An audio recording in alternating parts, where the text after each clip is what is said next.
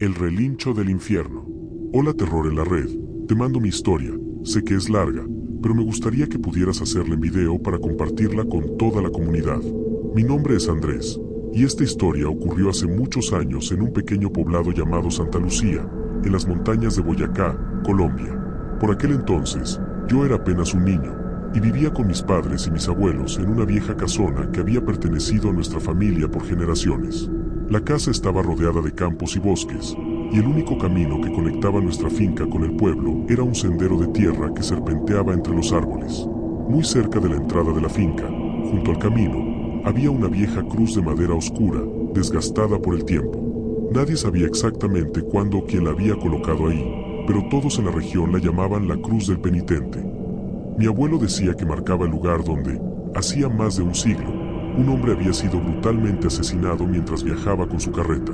Según la historia, aquel hombre, un comerciante de caballos, fue emboscado por ladrones que lo golpearon hasta dejarlo moribundo. No conformes con robarle, prendieron fuego a su carreta, y tanto él como su caballo murieron calcinados en medio de la noche. Terror en la red busca revelar esos videos paranormales, leyendas urbanas que aún permanecen ocultos para la humanidad o hechos que quieras que todos conozcan. Si tienes algún video inquietante, no dudes en enviárnoslo al correo que ves en pantalla. Desde entonces, los lugareños decían que el alma de aquel comerciante nunca había encontrado descanso. Algunos afirmaban haber visto un caballo negro envuelto en llamas galopando por el camino en las noches más oscuras, y otros juraban escuchar cadenas arrastrándose entre los árboles. Por eso, cada vez que alguien pasaba por la cruz, se persignaba en señal de respeto y murmuraba una oración.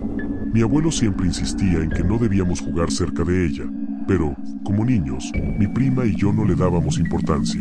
Para nosotros, era solo un lugar más para escondernos durante nuestros juegos. Todo cambió una noche, cuando llegaron unos trabajadores enviados por el gobierno para pavimentar el viejo camino. Trajeron maquinaria pesada y comenzaron a despejar el sendero, cortando árboles y removiendo obstáculos. Entre esos obstáculos estaba la cruz. Recuerdo haber visto como uno de los hombres la arrancaba del suelo con una pala mecánica y la arrojaba a un lado del camino, como si no valiera nada. Mi abuelo, al enterarse, se enfureció y les exigió que la respetaran, pero ellos solo se rieron y siguieron con su trabajo. Esa misma noche, la tranquilidad que siempre había reinado en nuestra finca se rompió de la manera más aterradora. Estábamos todos acostados, descansando después de la cena, cuando un golpe ensordecedor sacudió la puerta principal. Era como si algo enorme y pesado la hubiera embestido. Mi madre se sentó de inmediato en la cama, aterrorizada, y mi padre se levantó rápidamente para ver qué estaba pasando. Antes de que pudiera llegar a la puerta, escuchamos un relincho que heló la sangre de todos en la casa. El sonido era profundo y gutural, como si no perteneciera a un animal normal. Luego, comenzaron los pasos. Algo pesado rodeaba la casa, y con cada paso, el suelo parecía vibrar. Entre los sonidos, se escuchaba también el arrastrar de cadenas, un ruido metálico que se hacía más fuerte con cada segundo. Los perros de la finca ladraban frenéticamente, y las gallinas cacareaban como si algo las hubiera despertado de golpe. Mi abuelo, quien hasta ese momento había permanecido en silencio, nos ordenó que no saliéramos de las habitaciones. No abran las ventanas, no miren afuera, dijo con voz temblorosa.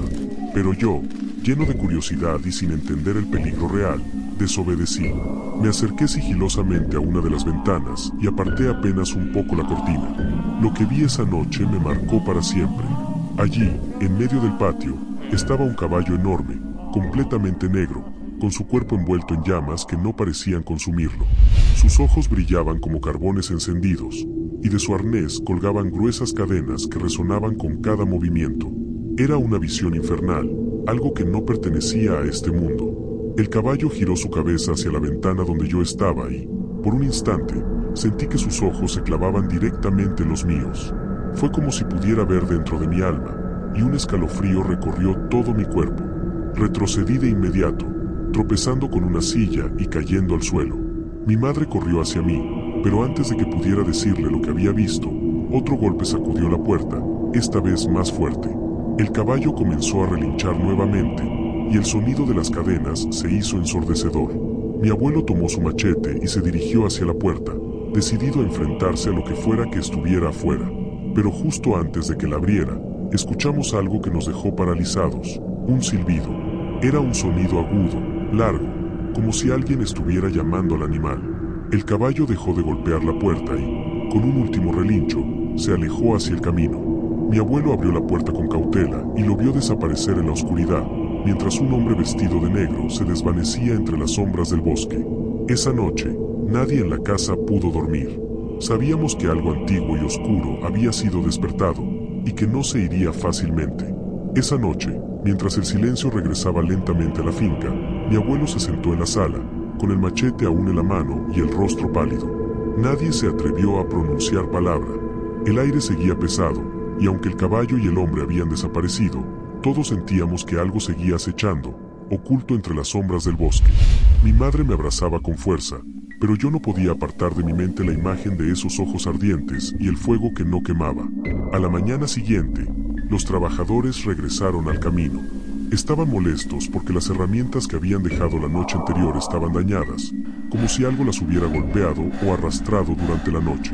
Mi abuelo, con una expresión sombría, se acercó a ellos y les exigió que devolvieran la cruz a su lugar.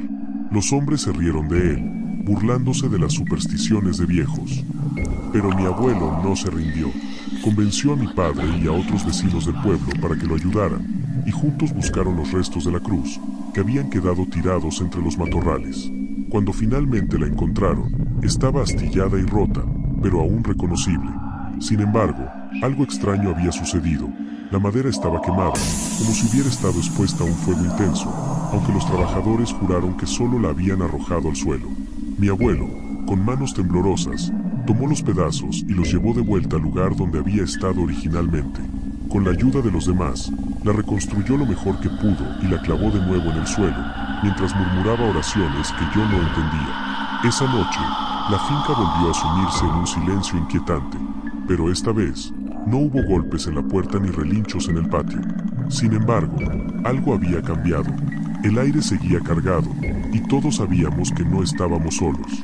Mi abuelo nos reunió a todos y nos advirtió: lo que vimos no se irá del todo. Esa cruz no es solo un símbolo, es un sello, un límite entre lo que pertenece a este mundo y lo que no.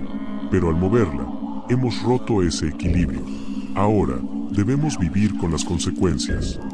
Y así fue. Aunque nunca volvimos a ver al caballo ni al hombre de negro, su presencia se sentía en cada rincón de la finca. Los animales estaban inquietos, las noches eran más frías de lo normal, y a veces, en la madrugada, el eco de unas cadenas resonaba a lo lejos, como un recordatorio de lo que habíamos desatado. Mi familia aprendió una lección aterradora. Hay cosas que no deben ser perturbadas, lugares que deben ser respetados, y advertencias que no pueden ser ignoradas. Desde entonces, cada vez que paso junto a la cruz, me persigno y murmuro una oración, tal como mi abuelo me enseñó, porque sé que, aunque no podamos verlo, algo sigue ahí, esperando. Y en las noches más oscuras, cuando el viento sopla entre los árboles, juro que puedo escuchar un relincho lejano, acompañado por el arrastrar de cadenas que nunca han dejado de sonar. Hemos llegado al final. Si tienes alguna historia que quieras contarnos, envíalo a Terror en la Red. Si te gustó el video, deja un like, suscríbete y activa las notificaciones para no perderte el próximo video. Hasta pronto.